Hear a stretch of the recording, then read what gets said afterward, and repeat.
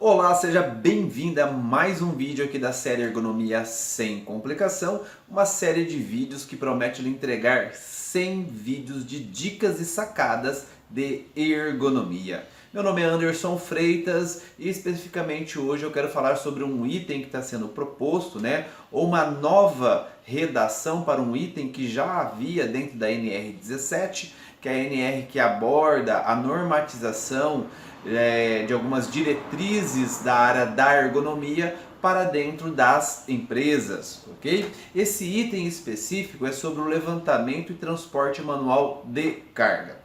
Mas antes de eu falar com mais detalhes sobre esse item, não esqueça de se inscrever no nosso canal no YouTube, o canal da Ergo Company, e também ativar o sininho para você ser notificado toda vez que for publicado um novo vídeo aí no canal da Ergo Company.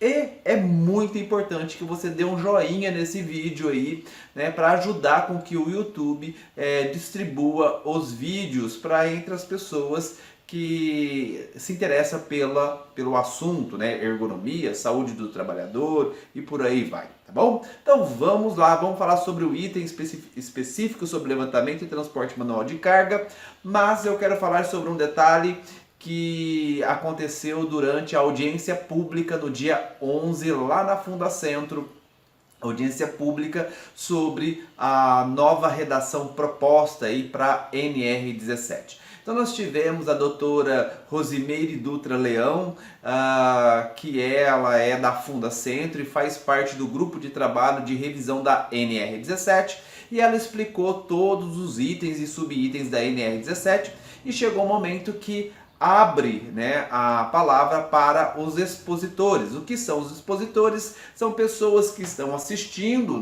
a audiência pública e se inscreve para ter a palavra, para fazer perguntas ou colocar alguma ideia que vem aí, no caso dessa audiência, para ouvir a população referente à nova redação proposta.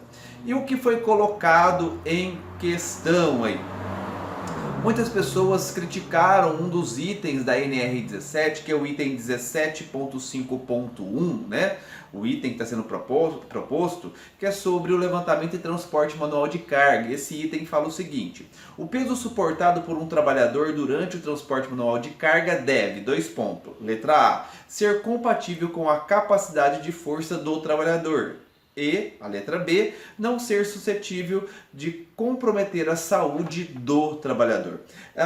Tem mais subitens que abordam o tema, mas vou me limitar apenas nesse item e nessas duas alíneas aí, a A e a B, mas para refletir sobre o que foi colocado por alguns expositores. A necessidade de inserir de forma normativa um limite máximo de levantamento de carga. Então, olha, qual seria o limite? 10, 20, 30, 40, 50 quilos? Coloque aí dentro da NR.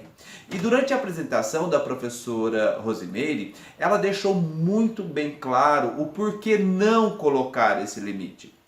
Primeiro, você tem as questões de gênero, homem e mulher, que é abordado dentro dos próximos itens da NR17. Tem as questões também de ser um adulto jovem, um adulto da meia-idade ou um adulto da terceira idade. Existem esses fatores de idade, com a capacidade máxima de força e também as suas capacidades aí de degeneração da força e tudo mais.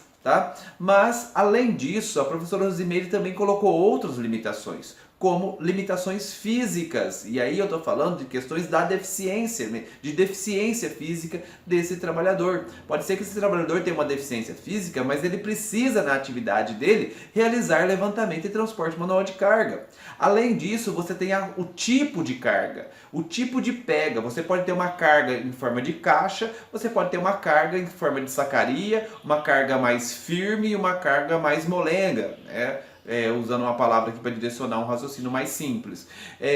Então você pode ter uma diversidade de fatores que não dá para você padronizar um peso e falar assim, é isso.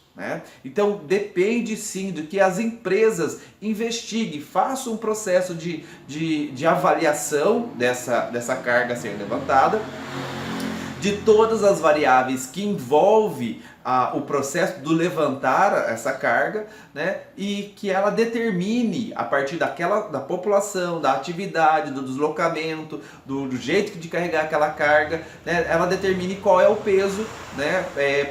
Estabelecido para aquele grupo de trabalhadores ou para aqueles trabalhadores. Mas ao mesmo tempo aqui, eu entendo talvez o anseio de algumas pessoas. E foi citado lá, por exemplo, uma saca de cimento.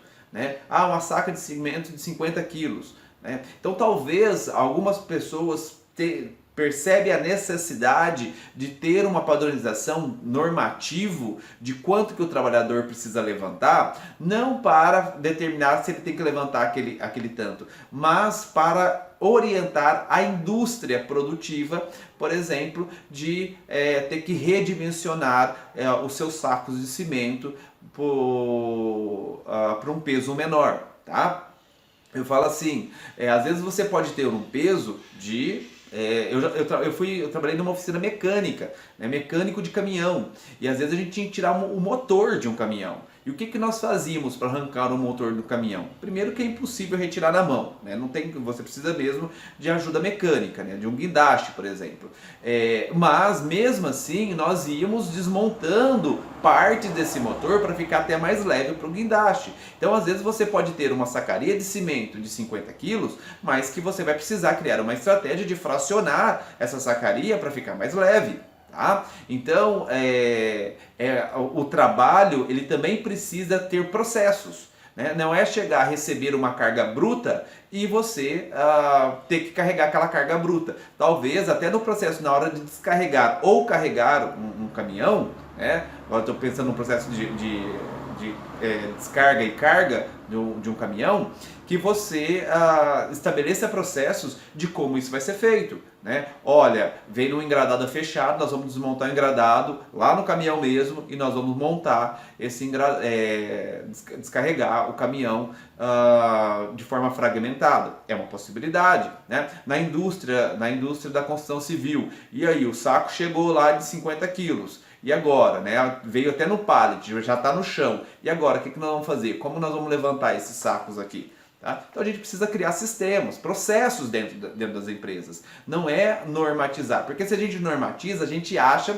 que aquilo vale para tudo. E isso não é verdade. E a norma regulamentadora número 17, essa é a grande vantagem, mesmo com as sugestões aí, era necessário fazer uma adequação, né? Uma nova interpretação ou um ajustamento, vamos dizer assim, dos itens que estavam aí publicados desde 1990, mas ela manteve as premissas de considerar a ergonomia enquanto ciência mesmo. Então é uma ciência que estuda a atividade humana e nós precisamos fazer isso, tá? Estudar a atividade humana. A partir daí que nós vamos saber qual é o peso que aquele trabalhador ou aqueles grupos de trabalhadores vão poder levantar naquela situação de trabalho, especificamente na sua situação de trabalho que ele está desenvolvendo a sua atividade, tá bom? Espero ter te ajudado e te vejo aí num próximo vídeo. Valeu, até mais, te espero no próximo. Tchau, tchau.